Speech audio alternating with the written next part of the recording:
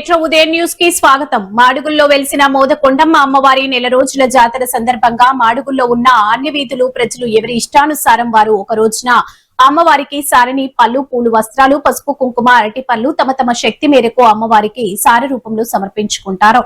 భక్తులు కోరుకుని తమ తమ మొక్కులు తీర్చుకునే కానుకలు సమర్పించుకున్నారు.